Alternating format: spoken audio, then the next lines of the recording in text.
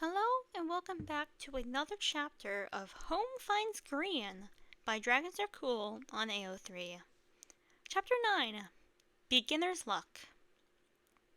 He did not, in fact, see Grian the next morning.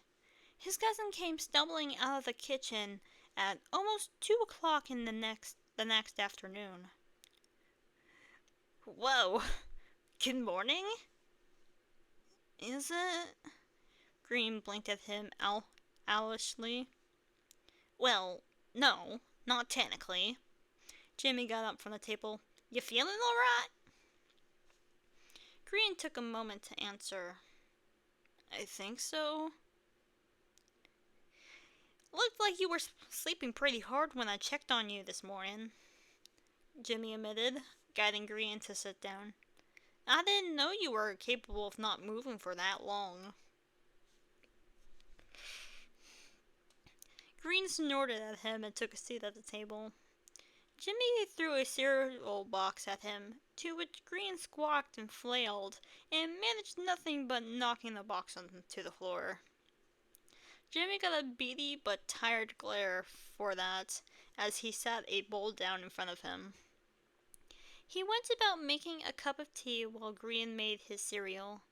He gave his cousin some time to wake up before talking again. Hey, so there's another potential haunt the next town over, he started. You interested? Isn't that kind of far? Gotta travel a bit for this job. There's not that many of us. Grian shrugged. Alright then. It's not like I've got anything better to do. Wow. Jimmy deadpanned, really loving the enthusiasm. Grian just shot him a grin and laid it on thick. I mean, I guess spending time with you is marginally more interesting than sitting here staring at the wall all day. Why you? Jimmy ruffled Grian's hair. Why do you do that anyways? Stare at the wall and stuff. Jimmy saw the walls go up this time. Never mind. He quickly backpedaled. You okay with meeting a couple people? What? The quick shift thankfully had the intended effect of snapping him out of his ruminating. My teammates. We don't have to if you don't want to. I told you I don't want to be in the way. Grian insisted a little grumpily. And you won't be, Jimmy insisted. They can scout just the two of them the same as we can. Do you usually go, all three of you? Jimmy shrugged. A lot of the time, sure, but sometimes it'll just be two of us. Depends on what we've got going. He watched Grian sit in awkward silence for a minute before continuing. Their names are Joel and Lizzie. I think you'll get on with them just fine, he offered. And the haunt is close enough that we won't have to spend the night. You have to spend the night at the haunts? Not inside them, obviously, but yeah, sometimes. Jimmy rubbed the back of his neck. There's not a lot of scouts, or ghost people in general, really, but someone's gotta do it. So sometimes we need to go a little farther. But Jimmy and Lizzie have a little RV trailer thingy, so we usually just sleep in that. Grian just hummed in thought, pushing the last bit of cereal around his bowl. You don't have to decide today, Jimmy soothed. If we go, it won't be till tomorrow. Okay. Jimmy narrowed his eyes at his cousin, studying him a bit. He hadn't quite been himself since Mumbo dropped him off, but he seemed even more reserved today. Are you sure you're feeling alright? I'm just a bit tired. He scrubbed at his face again and pulled his tea closer. And I got a headache. Well, we can take it easy today. Grian just nodded and continued sipping at his tea. And, as promised, they had a quiet day in. Jimmy texted Joel and Lizzie about going to the haunt the next day, and then decided to introduce Grian to another game. He picked life. And the thing was, he knew Grian was cheating this time. There was no way he was affording the house he drew on the salary he got.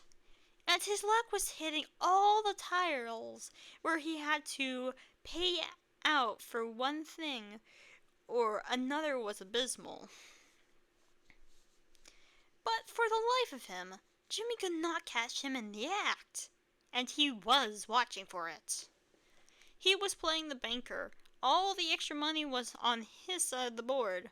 Grian wasn't even within easy reach of it with how wide the table was.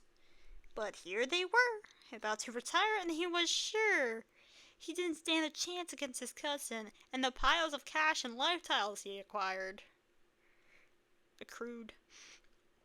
Jimmy didn't even bother to finish counting out his money once Grian's score passed 2 million. How'd you even do that? He lamented as he started putting the game away. I have no idea what you're talking about. He passed his money over snugly so Jimmy could sort it while he started removing the tiny plastic houses from the board. Jimmy didn't press the issue any further than that. He knew he didn't stand a chance figuring out how his cousin always won games by any means necessary. He couldn't figure it out as a kid, and he stood even less of a chance now with how much better Grian had to get at hiding. He tried not to dwell on it, but as they passed the rest of the afternoon quietly, keeping to themselves, he couldn't help his mind wandering. Grian had occupied himself with a book he'd picked out of Jimmy's small collection. He was currently curled up in a chair with it, and a mug of hot tea. It was stiller than he usually got when he wasn't staring blankly at an empty wall, and all of it was so unlike him. For all the ways Jimmy was sure that was his cousin sitting there, he knew he was also a different person than the cousin he lost and mourned all those years ago. None of them were the same as the people they were before they escaped the Watcher's domain. But they could at least remember who they were before, remembered what happened. Jimmy shook himself with a thought and tried to focus back on his own book. Grian was here now, and that was all that mattered. He was there, and thankfully more awake the next day, though some of that might have been the nerves. We're driving over separate, you know, Jimmy reassured him. We'll be with them maybe an hour tops. I know, Grian grumbled as he paced. Jimmy was packing up his scouting equipment, double-checking that it was all working. It was maybe a little overkill considering Doc, Impulse, and Tango were the ones who made it all, but it felt strange not to check. We'll all be busy in the hot too. You don't even have to talk to them if you don't want to. I know, he insisted again. He pulled his wings more tightly to his back. Grian? Jimmy drew his attention to him, setting the gear aside for a moment. What's wrong? Grian paused his pacing and stared at the wall again a moment before he whispered. You said they're British? Jimmy paused, trying to process the unexpected source of Grian's nerves. Yeah? Never mind. Grian muttered even quieter. He dropped his gaze to the floor and did not resume his pacing. Let's just go. If you're sure. Jimmy gathered up the last of his gear and they headed out. The drive there was spent in stiff silence. Grian sat rigid in his seat, staring out at the road ahead. When they finally did pull up to the house, Joel and Lizzie were already waiting on the front porch. Jimmy had the key.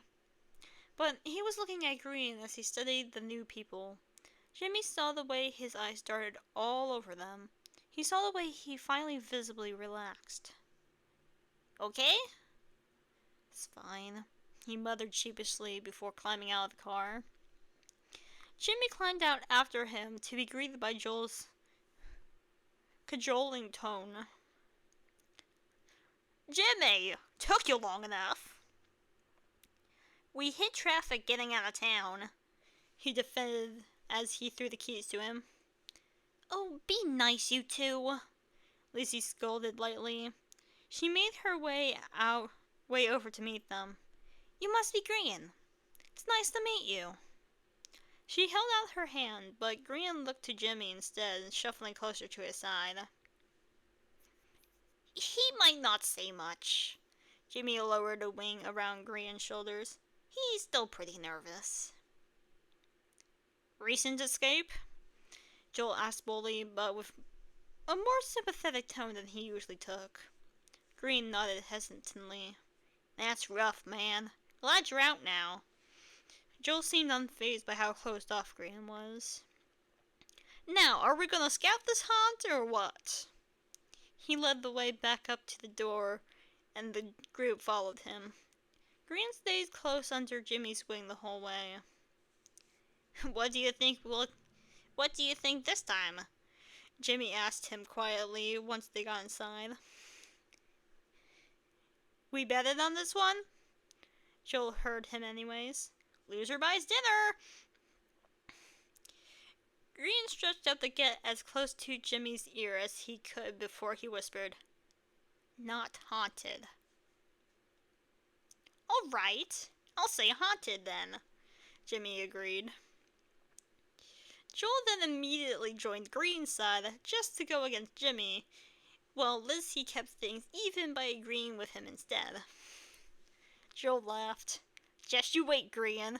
Watch these two run around trying to find a ghost where there isn't one. It's gonna be great, 'cause we're definitely right, like always.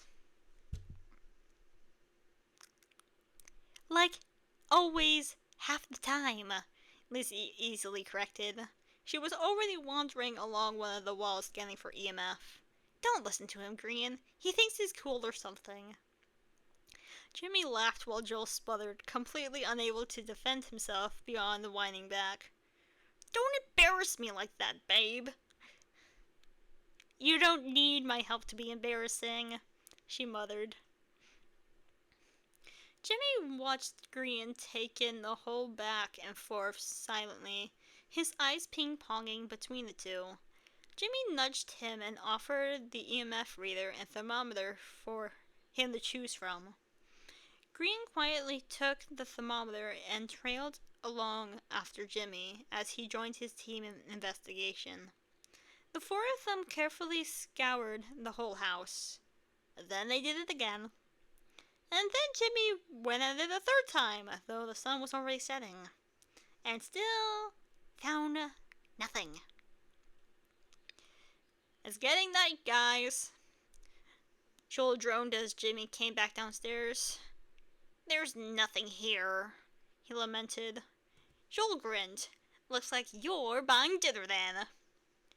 What about Lizzie? Jimmy whined. Well, we share our money, so if I pay, then so does Joel, she explained smugly. And that wouldn't be fair now, would it? Jimmy pouted and stomped as he led them all back outside into the last bits of fading light. 2 for 2, Timmy, Grian preened quietly as they left the house. Beginner's luck, Jimmy grumbled. You said that last time. Just saying. Grian hopped down the steps of the porch and stretched his wings out. It won't last. What's not lasting? Joel turned back from locking up the house. Jimmy flopped his head back dramatically. He knew Grian would boast on his own if he was comfortable enough, but he wasn't yet. But it felt wrong to leave it unsaid, which left the job of boasting to Jimmy. He's guessed both haunts right so far, he grumbled. And if he gets it right, he's gonna be insufferable. Ha! Joel tossed the keys back to Jimmy, who in a rare moment of coordination managed to catch them without a problem. Well, maybe you should start listening to him then. It's beginner's luck, he argued loudly, But as usual, no one was on his side in this mock debate. As it turns out, beginner's luck was the exact GIN designation he gave Grian after their third haunt concluded with, "That's 3, Timmy.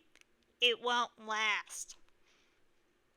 Capped up with much gleeful laughter from Joel, Grian had gotten more comfortable around them this time, which was objectively good.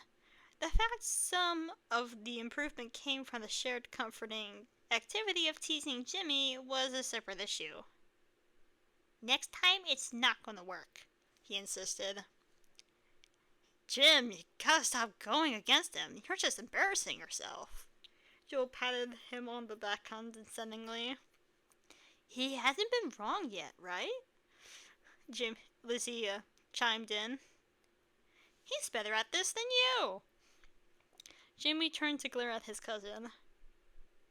"What are you looking at me for? It's not like I said I told you so." Grian grinned. "I hate you all." And that's the end of chapter 9.